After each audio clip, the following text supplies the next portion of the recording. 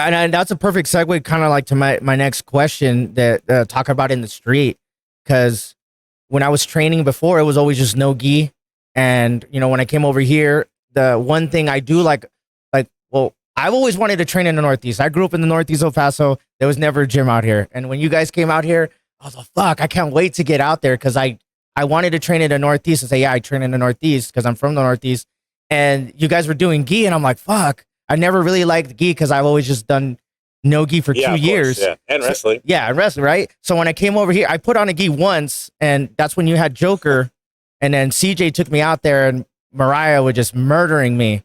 And I wore that gi once, and I never wore it again until I showed back up over here. You put it on, you're like, ew, dude, gross. But it was so interesting that's a whole other game, and it goes back to like when you're out in the street.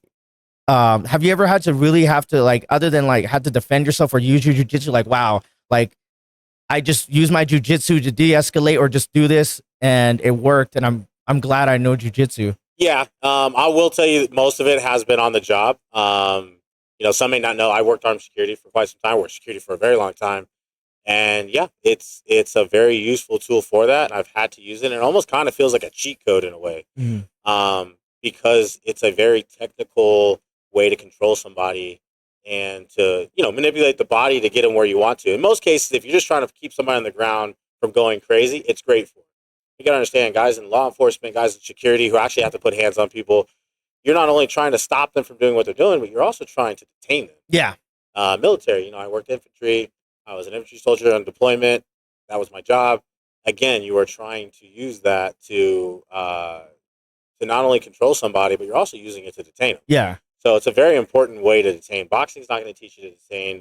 Kickboxing is not going to teach you. Muay Thai, any of the striking sports, stuff like that, aren't going to teach you to detain. Even jiu-jitsu itself doesn't teach you to contain. Yeah. Or to detain, excuse me. It does teach you to control somebody, but when you start getting into things where you need to take them from their back to their stomach to apply handcuffs, stuff like that, you're going to want that little extra step. Yeah. You know what I mean? Yeah. I remember there's been times where during class, you're like, all right, and then you'll point out somebody who's law enforcement or military. He's like, this is what you do with the handcuffs. You do this, and you put, and I was like, oh shit. Yeah. You know what I mean? And it's like, that makes so much sense. And like, everybody's like, oh, you're training to be a badass, or people say things like for sports. And like, for me, like, first of all, I'm not looking for a fight. Second of all, if somebody gets a hold of me, I just want to be able to get away. Like, I'm not trying to impose my will on anybody. No. God forbid that I ever have to like get in a fight. And I'm not trying to say that I can't defend myself, but at least I have an idea of what to do if somebody's trying to hold me. And if they don't know what they're doing and I know what I'm doing, I have a good chance. Yeah. That's all it is. Yeah. It's a good chance. Like, if somebody's trying to hold me down and I see that they have a jacket on and I can grab that jacket and pull them down and choke them with their own collar. Now that you put the PJs on. Yeah, now exactly. Exactly. Yeah.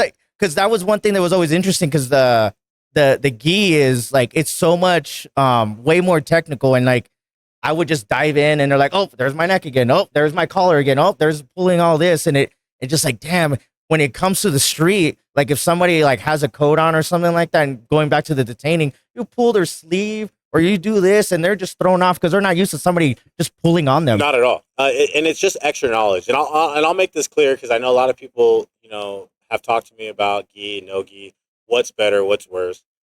It's not, for me personally, it's a preference to roll more no gi. Mm-hmm. I love no gi. I love training no gi. I love rolling no gi. I love no gi more than I love gi. But I will never set aside the gi because it's got knowledge. Yes. You know what I mean? It has knowledge on some things that some people have kind of steered away from. And basically nobody out on the street has, stuff like that. It's natural for us to grab people and try to throw them to the ground and get on top of them and make them stop.